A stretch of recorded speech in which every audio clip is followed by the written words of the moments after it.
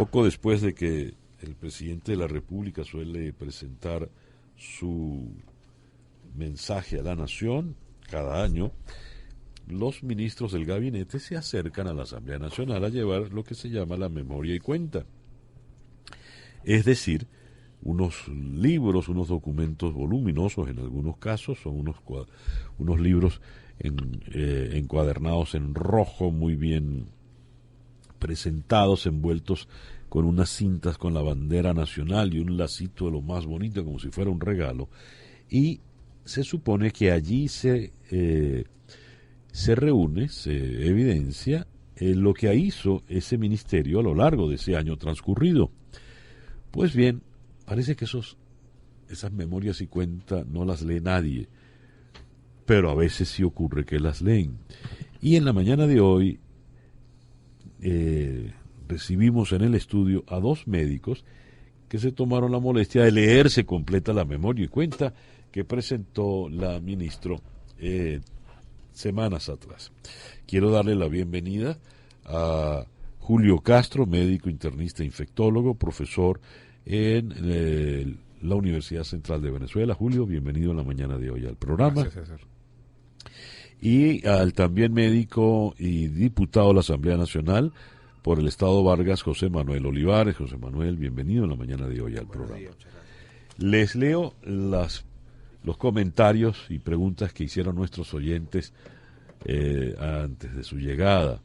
Un oyente que se llama La Bloqueada. Memoria en salud, obreros del CDI de Vargas sin cobrar alimentación. CDI sin medicina, sin ambulancia. Luisana Melo, motor fundido. Rafael Keller, ¿ha sido exitoso el tal Barrio Adentro o era mejor dotar hospitales existentes? Ivanhoe Prado, la salud bolivariana padece el síndrome de inmemoria conveniente. Alejandro Mejías, ¿es viable salir de la crisis de salud sin pagar la deuda a los proveedores o el gobierno tiene otro plan? José Cordero, es una vergüenza mundial que estos bandidos colocaron la salud a niveles de los años 20. Cuba sí recibe plata. Asisa Creige, la ruina en salud y educación son alevosas, de ahí que no haya cifras epidemiológicas.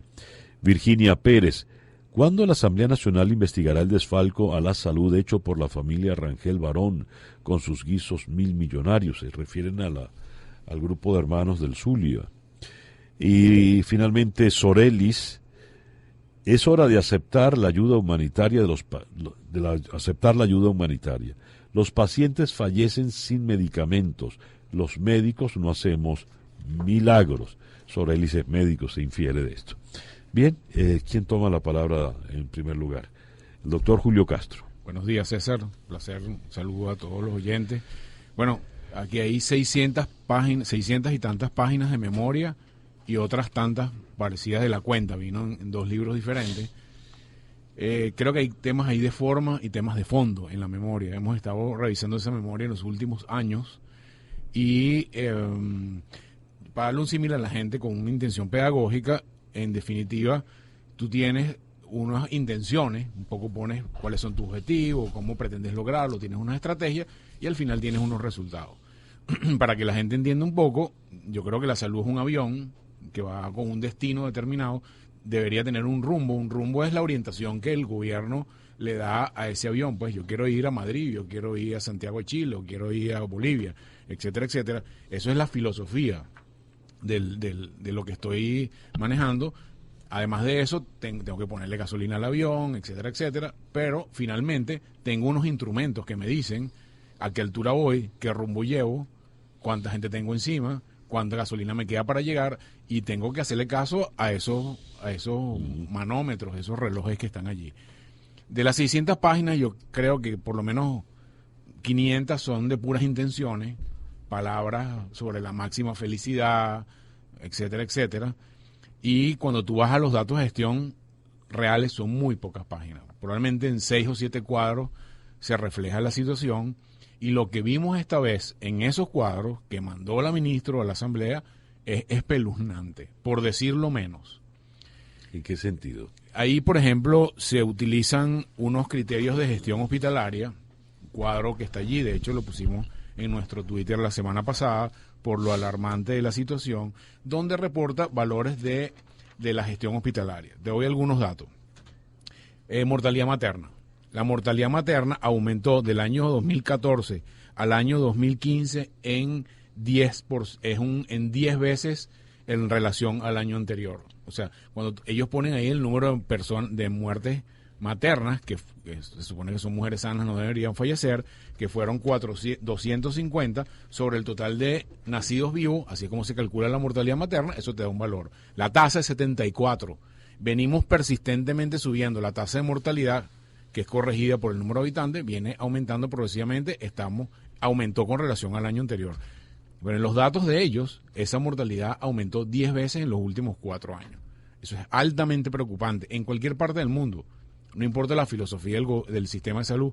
Cuando un año aumenta la mortalidad materna, tú tienes que tener una estrategia específica, tienes que evaluar la causa de muerte, bajar a los sitios, hablar con los familiares, muy intensivo, porque la mortalidad materna probablemente es el parámetro, es el GPS más importante de cómo está funcionando la salud en un país, porque mide tanto la función preventiva, que es cómo esa mujer se controló, como aspectos curativos que tienen que ver con la infraestructura del hospital, que es la sala de parto, el entrenamiento de los médicos, si tienes antibióticos, etcétera, etcétera.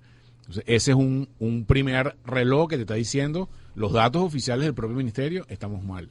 Si ves la mortalidad neonatal, que son los niños que se mueren el primer mes, eso refleja de alguna manera la tecnología de los hospitales, porque esos niños requieren incubadoras, terapias intensivas, médicos altamente entrenados, etcétera, etcétera. Es muy de lo tecnológico ese indicador. Eso aumentó 100 veces en los últimos 3 años. Los números oficiales del Ministerio de Salud, ¿no? Eso no lo está inventando la oposición, el diputado Olivares. No, esto es un aumento altamente preocupante. Y eso está implicando, eso es una suma de que faltan medicamentos, que faltan especialistas, que faltan insumos en los hospitales, que falta tecnología en los hospitales. Los mismos datos, el mismo cuadro. Voy con ello. Perdóname un momento, Julio, porque lo que está diciendo es sumamente grave. La doctora Melo estaba consciente de lo que estaba entregando. Yo no estoy seguro. Okay, yo creo que o no lo leyeron. Podemos asumir que inclusive hubo un error de cálculo. Se les pasó una coma de un 100 para acá, un 100 para allá. Pero cuando tú ves el número de fallecidos y lo calculas sobre el número de nacidos vivos, el número da que el número que dicen allí. Y lo comparamos con la memoria y cuenta de los años anteriores. O sea, el número es consistente. O sea, el número de fallecidos, tú sacas tu tasa año por año y la tasa de este año se fue hacia arriba de una manera altísima. Estaba hablando el doctor Julio Castro. Perdón, sí, dime. Porque lo que tú decías Habla José Manuel Olivares. Lo que tú decías es muy importante porque el vicepresidente de la República, cuando habló en la Asamblea Nacional, dijo que habían mejorado los marcadores de mortalidad materna y mortalidad neonatal. O sea que o no se leen la memoria y cuenta o van descaradamente a mentirle, no los diputados. ¿Quién elabora en rigor la memoria y cuenta? Cada ministerio lo debe elaborar. Sí, pero digo, en el Ministerio de Salud, por ejemplo, ¿quién la elabora? Las unidades técnicas. La memoria está dividida por los viceministerios. Cada viceministerio, a su vez, tiene direcciones. Yo me imagino que cada dirección, por ejemplo, la dirección de hospitales, elabora su alícuota de la parte de funcionamiento de los hospitales, que son estos datos que estoy dando. Es una tabla que la copiamos textualmente del documento tal como lo mandaron. Otro dato, simplemente al aire que tienen ellos, la eficiencia, el porcentaje de ocupación de las camas, bajó de 40% a 27%. O sea, uno se pregunta en la situación estructural que tiene el país, ¿cómo es lógico? 40% el año pasado. No, en el 2012 vino bajando a 32, 35, 27. Okay. Entonces, ¿qué te quiere decir eso? La ocupación en los hospitales va disminuyendo, el tiempo de estancia de los pacientes aumentó de 1.5 días a 8 días. ¿Por qué? Porque no hay insumos, no hay tomografía, no hay placas, etcétera, etcétera. Y el intervalo de sustitución, que es el tiempo que se mantiene la cama desocupada para que ingrese otro paciente, aumentó en 4 veces. O sea, menos gente se hospitaliza, menos eficiente la utilización de camas. En la situación de salud del país, tú dices, bueno, esto pareciera que alguien le hubiera puesto una trampa con esos datos que ellos mismos pusieron ahí. Es la verdad, porque los datos los revisamos muchas veces, sacamos los cálculos, comparamos con años anteriores, pero los datos son... En otras palabras, Julio, para el propio Ministerio de Salud, la salud del país es un desastre, es un fracaso. Totalmente. Sí, y yo quisiera robar unos minutos para traducir esto, sacarlo del número, de la data y el porcentaje a lo que viven los pacientes. ¿Esto qué significa? Mujeres que ruletean por los hospitales, mujeres embarazadas, como lo vimos en la visita que hicimos al Hospital Universitario de los Andes, San Miguel, que tienen que comprar hasta los guantes para que la vean. O sea, si esa señora va a ver chequear su embarazo y no hay guantes en el hospital, ella tiene que ir a comprar unos guantes para que le puedan hacer un examen ginecológico. Si eso no fuera suficiente, luego que le dicen que sí, que está lista para dar a luz, tiene que comprar la bata de cirujano, la bata de ella, el gorro, los tapabocas, los guantes, los antibióticos, las jeringas, la sutura, para tomar la vía. Tiene que comprar todo. Y la verdad es que si no tienes la plata, porque lo hay que decirlo de la manera más real posible, es que si no tienes la plata te mueres. O sea, si tú no tienes plata para comprar insumos médicos en un hospital público, pierdes tu vida, y eso es lo que denota la memoria y cuenta del ministerio. Luego estuvimos en el estado Zulia, veíamos aguas servidas. ¿Qué pasó allí que no te dejaron entrar? Les molestó mucho que habíamos estado en el Hospital General del Sur y ahí nos dimos cuenta o constatamos las aguas servidas alrededor de los pacientes con diálisis. Hay que entender lo que es que estar conectado a una máquina para poder vivir y tener que soportar aguas servidas alrededor tuyo, ver ratas, ver cucarachas dentro de la sala de hospitalización de urología, ver que no funciona ningún equipo de imagen, decir la verdad, darle voz a esos pacientes desesperados. Y lo más dramático de San Miguel era una mujer de la etnia Yupa que gritaba desesperada porque le acaban de decir que había que amputarle la pierna a su esposo. Su esposo tenía una semana en la emergencia. Como no tuvieron la plata para hacer los exámenes, como no hay en el hospital para hacer una cirugía cardiovascular, la solución fue medicina de hace 60 años, medicina de la Primera Guerra Mundial, cortarle la pierna al señor para evitar que pierda su vida. Este tipo de relatos que pasan en los hospitales, que el gobierno quiere ocultar, fue lo que le molestó y nos impidieron el acceso al Hospital Universitario del Zulia, una actitud además, unas personas que se identificaban ser miembros del colectivo del gobernador Arias Cárdenas. Yo lamento mucho porque sigo insistiendo que las diferencias políticas jamás pueden estar por encima de los problemas de la gente. Y te enviaron unos piquetes de los colectivos, ¿no? Sí, un grupo de 20 sujetos armados. Sí, además hubo violencia. Hubo violencia. Yo decía, nosotros somos el frente de choque al gobernador Arias. Yo insisto, y aquí hablo como médico, oncólogo, radioterapeuta, que yo nunca he visto una biopsia que diga que su cáncer es de derecha o de izquierda. Simplemente son enfermedades. ¿Cómo se llama la cosa? ¿Cómo se presentaron? Frente de choque del gobernador Arias. Una pregunta aquí abierta, gobernador Francisco Arias Cárdenas. ¿Por qué tiene usted un frente de choque? ¿A qué le teme usted? ¿Por qué usted tiene que chocar? Sí, Bueno, dejemos la pregunta en el aire, ojalá venga alguna respuesta. Ahora bien, la señora Melo no tiene entonces idea de lo que ella presentó. Yo me imagino que se lo habrá leído. Si no hubo detalles. Le estás dando el beneficio de la duda. Sí, ¿no? sí. Hay que decir con esto, y tú sabes, Jorge, Miguel, estas carreras son del pitcher anterior, ¿no? O sea, sí, toda esta gestión, pero tú debe haber continuidad administrativa y tú eres garante de esa información que entrega. No solamente eres garante, tú tienes la obligación constitucional de ir a rendir esas cuentas ante la Asamblea Nacional y eso está pendiente. O sea, eso es una situación que no se puede soslayar como parte de las obligaciones propias de las instituciones. Si la ministra sale y reconoce todos estos números inaceptables, terribles que ustedes están comentando, que como bien dijo Julio, no son inventos de la oposición, sino es lo que el propio ministerio otorga. ¿Qué habría que hacer de inmediato para evitar esto? Lo que pasa es que yo quiero agregar tu marcador, San Miguel, que es el tema de CEFAR. Ellos ahí anuncian 43 mil millones de bolívares para CEFAR para producir 53 medicamentos. Y la verdad es que CEFAR solamente produce 3. Ajá. Sin contar la cantidad de medicamentos vencidos que encontramos cuando hicimos la inspección a CEFAR. Entonces, la memoria y cuenta da mucha data. Yo insisto que el gobierno está actuando con una gran impericia en lo que está haciendo.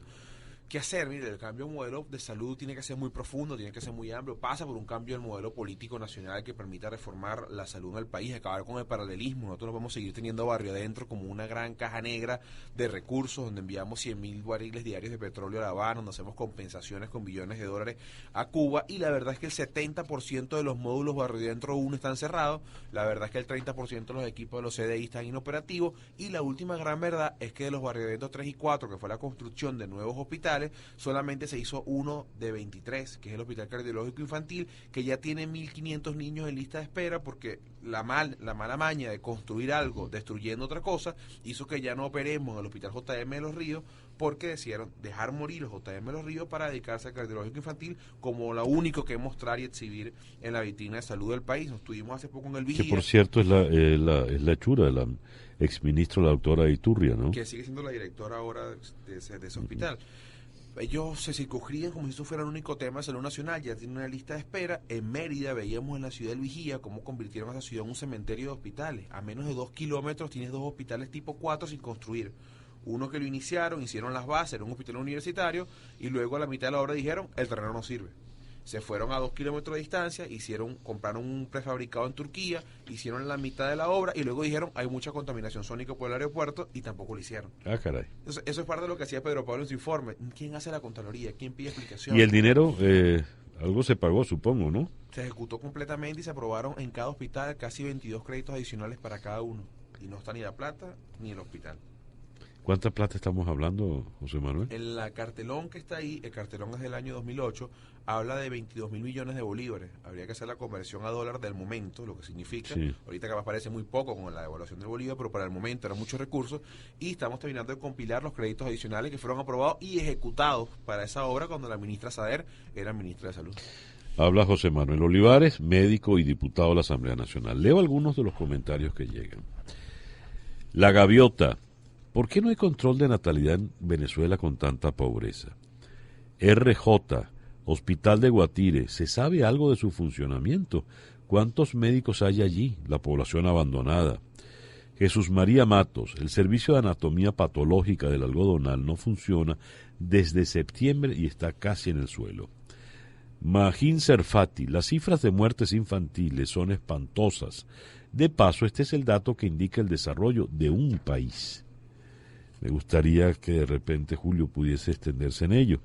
Alvarena, esto es interesante. La poca tecnología de los hospitales no es protegida porque no se le hace mantenimiento debido a que los equipos que se dañan se arruman. Ariadne Riera, la oncóloga de mi mamá, dice que las medicinas del Seguro Social no tienen garantías porque no son de laboratorios reconocidos. ¿Eso es verdad? Ciertamente. Sí. Le dejo la palabra a Julio Castro. Sí, César, vamos sobre algunos puntos que todos son, ya el tema de la salud es un tema del día a día de la gente. Esto no son cosas raras ni traídas por los pelos. Yo quiero, en función de la pregunta del tema de los equipos, algo que está en la memoria y cuenta que me llamó mucho la atención. Parte de el convenio con Uruguay. Uruguay en Venezuela ayudó con $10 millones para la remodelación de un hospital en Montevideo. A cambio de eso, el gobierno va a recibe $6 millones en insumos, en teoría, de los cuales en el primer año, en octubre del 2015, iban a mandar $3 millones en medicamentos que son de la lista de medicamentos esenciales. De eso no se ha recibido ni el 10% de ese cambio. Entonces, los economistas que nos están oyendo ya habrán hecho su cálculo. Prestas 10 millones, te devuelven 6. No es un buen negocio, la verdad.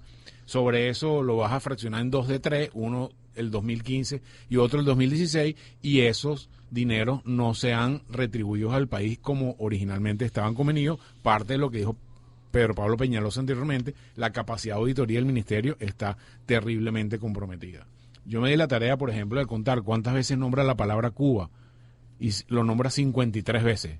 Y Venezuela está 153 veces en un documento de 600 páginas. Eso nos da una idea de hacia dónde está la filosofía de nuestro sistema de salud en términos del documento central de la memoria y cuenta. Son muchos los datos que tenemos allí. Por ejemplo, otro que me llama muchísimo la atención, que conocemos de primera mano, los datos de trasplante del año pasado. El año pasado se realizaron 170 trasplantes. Eso es una disminución del 70% en relación al histórico de trasplante, porque el gobierno asumió la actividad de trasplante, quitándosela a la Organización Nacional del Trasplante de Venezuela, porque se supone que de haber una transferencia de tecnología, pero obviamente en lo que empieza a tener menos fuerza por parte del interés que tenía la ONTV anteriormente, estos números han caído y los que pagan esos platos rotos son los pacientes que están en lista de espera de riñón, de hígado, córneas, etcétera, etcétera, etcétera. Entonces, son signos de funcionamiento y esto voy a los relojes del avión que te están diciendo, llevas un mal rumbo, la velocidad va directo hacia el piso y es una situación donde en este momento es la mejor definición de un estado fallido, al menos en el tema de la salud, que es la memoria. Ha habido mucho militar al frente del Ministerio de Salud, ¿verdad? Sí. Bueno, en total ya tenemos 17 ministros en 17 años, de los cuales ha habido 4 militares. Y Rotondaro, que está en el Seguro Social, que es militar. Rotondaro nos lleva al caso de la familia Rangel Barón. Regreso a la pregunta que hizo la oyente Virginia Pérez: ¿cuándo la Asamblea Nacional investigará el desfalco a la salud de la familia Rangel Barón? Ese caso lo tiene la Comisión de Contraloría, lo hablaba hace algunos días con el diputado Ismael García, y le sumamos también el caso de la empresa Gisespal, que fue otra denuncia que hicimos nosotros, también del Seguro Social. La empresa Gisespal es la que trae parte de la quimioterapia a nuestro país. Esta es una empresa que, si la buscan en internet, se darán cuenta que es una empresa con un capital de 3.000 euros, con un solo empleado, ubicada en España. No tiene oficinas en Venezuela, y cuando vimos algunos medicamentos, ustedes lo abren y pueden sacar una bolsita plástica dentro del envase. No hay que ser médico para saber que las medicinas no vienen en bolsitas plásticas dentro de una cajita, y mucho menos que una empresa con un capital de 3.000 euros y un solo empleado pueda ser quien importe toda la quimioterapia para el Seguro Social. ¿Y de cuánto dinero estamos hablando en toda la negociación? La importación del año 2014 y 2015. ¿Y eso cuánto dinero es? Eso no lo tiene reflejado la memoria y cuenta, porque entra en la memoria y cuenta del Ministerio del Trabajo, porque el Seguro Social pertenece al Ministerio del Trabajo, que es parte de los problemas del sistema de salud en Venezuela, el fraccionamiento que existe y que cada quien hace lo que quiere. ¿Puedes recordarle brevemente a nuestros oyentes cuál es el caso de la familia Rangel Barón? Sí, claro, este es el caso de, que se descubrió unos hermanos en el estado Zulia, denunciado con muchas pruebas sobre lo que es las importaciones de medicamentos para el Seguro Social, medicamentos irregulares. Unos llegaron, otros no llegaron, unos con sobreprecio. Una gran estafa, podríamos catalogar, de una familia del estado Zulia asociada directamente con la que es la directiva del Seguro Social. Con Rotondaro. Con Carlos Rotondaro, quien es el director del Seguro Social, claro. Ya. Bueno, a este paso donde las cifras se agravan dramáticamente de año en año, ¿a dónde podemos llegar? Es difícil saber qué tan profundo puedes caer, ¿no? No es fácil avisorar ese escenario, pero, por ejemplo, si vemos las cifras de malaria, regresamos a los años 40. En términos reales, pues en términos número absoluto de casos, 136.000 de casos de malaria en el año 2015 nos pone en la condición de 1940. Eso no hay ninguna duda de eso. Si ves mortalidad materna, retrocedemos 30 años también. Si ves mortalidad neonatal, retrocedimos 45 años. Cada uno de ellos nos hace pensar que, dentro de pronto vamos a seguir teniendo eventos negativos y vamos a llegar a niveles parecidos a los países africanos. Ojo, con un tema, con una disparidad entre, nosotros estamos clasificados en la Organización Mundial de la Salud en el grupo de países del medio en Producto Interno Bruto, en términos de su riqueza, en el grupo del medio en la puntica de arriba, o sea, ya muy cerca de los países que tienen mucho dinero, porque nuestro PIB está por el orden de los 12 a 14 mil dólares per cápita por año. Entonces, cuando tú ves la disparidad, tienes un ingreso per cápita medio alto y un desempeño en salud pobre y muy, muy, muy mediocre, eso es una terrible inequidad en términos de cómo administran los dineros. Y estamos hablando de la memoria, no hemos hablado de la cuenta. Podemos decir algunos números presupuestarios que son terribles. Fíjate, en el año pasado se ejecutaron 30 millardos por la vía del presupuesto regular y 56 millardos por la vía de los créditos adicionales. O sea, es absolutamente ilógico, absurdo, y la gente que sabe de presupuesto va a entender esto, que tengas más por la vía del crédito adicional que por la vía del presupuesto regular. Y eso es una forma por la cual es mucho más difícil hacer Contraloría, porque por la vía de los créditos adicionales no ejecutas las licitaciones, no cumple las normas necesarias de Contraloría y tienes más mano suelta para gastar el dinero de una forma, entre paréntesis, menos controlada. Ahí no están los gastos de Barrio Adentro, eso es solamente el Ministerio de Salud, porque como ya dijo José Manuel, Barrio Adentro va por otra cuenta, pero le doy otros datos de la memoria y cuenta de Barrio Adentro. ellos reportan que el año pasado se hicieron 75 millones de consultas. Así como ustedes lo oyen, señor, no es una equivocación, no me sobra un cero. 75 millones de consultas, de las cuales se hicieron 47 millones en los 6.000 ambulatorios y 27 millones en el terreno. Textualmente lo dice la memoria y cuenta. Yo me quiero preguntar cómo se hacen 27 millones de consultas en el terreno donde somos 30 millones de venezolanos.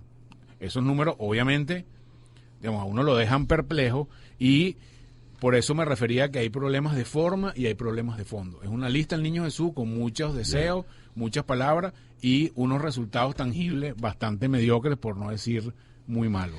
Para concluir, hay una pregunta que se hace Leonardo Padrón en su crónica de ayer en El Nacional. ¿Cuántos muertos habría que achacarle a usted, a Nicolás Maduro, por su incompetencia para garantizarle mínimamente la vida a los enfermos de la patria?